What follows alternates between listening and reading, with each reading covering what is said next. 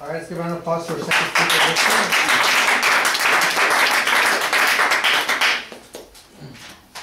It's been said that dog is man's best friend, and which in some cases can be very true, such as police dogs, guide dogs for the blind, and even in rare cases, common household pets saving their owner's life.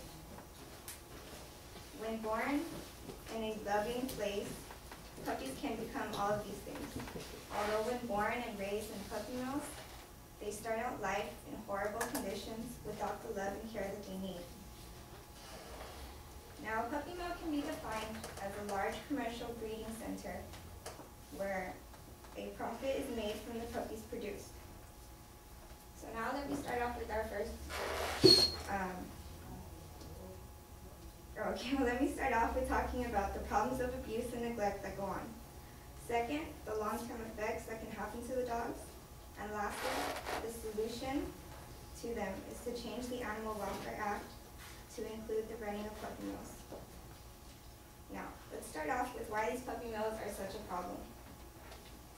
Pamela Sachs reports in an article titled Puppy Mills, Misery for Sale, that life is pretty tough for both mothers and their puppies.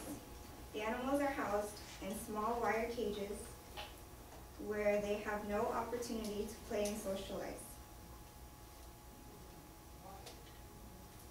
Life is miserable for the puppies because without the socialization that they need, they will not be adapted to humans quite as well if they were put with them as they were young.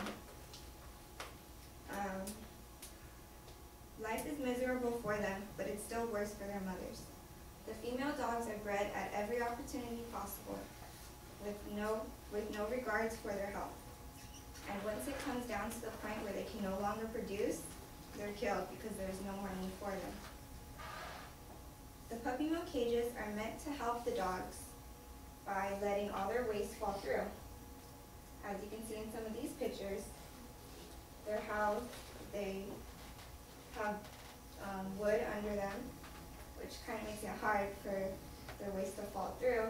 So they're sitting, eating, and sleeping in their own feces.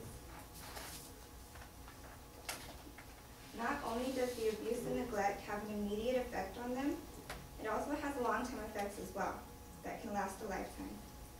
A senator by the name of Rick Santorum explains in an interview with Lee J. DeVita, interaction is vital for puppies during the first few weeks of life. Isolated from people, they can have long-term effects on them that mostly come out in aggression. It's sad to say how routine it is to find dogs in puppy mills that are suffering from diseases such as the parvovirus, skin and ear infections, parasites, and open sores. And once this happens, it's more likely that the animals will die because there's no veterinary care for them.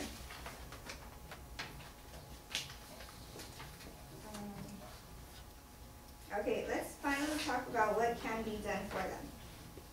Changing the law to accommodate to the running of puppy mills is the ultimate goal. In January of 2001, Rick Santorum and Dick Durbin introduced an amendment to the Farm Bill, S-1478, the Puppy Protection Act.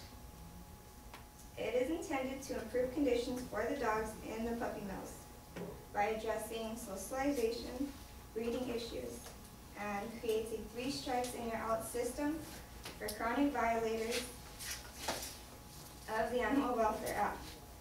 Something you can do to help put puppy mills out of business is to first learn how to recognize the owner of a puppy mill. Do not buy anything from them. They will try to sell you anything that they can. You might make a deal with them at first, but they can easily flip the deal and just try to sell you a puppy with a sad face, someone that needs a home, but often they could have plenty of diseases with them, health problems, and in a few weeks they could possibly die. So the best thing to do is to do your research on your dog and on the breeder if buying is something that you really want to do. Now that I've talked about the problems of abuse and neglect that go on, and the long-term effects that it has on the dogs, and how the solution to them is to change the Animal Welfare Act. Hopefully this speech will make you think twice about your own pets and where they came from before you became their owner.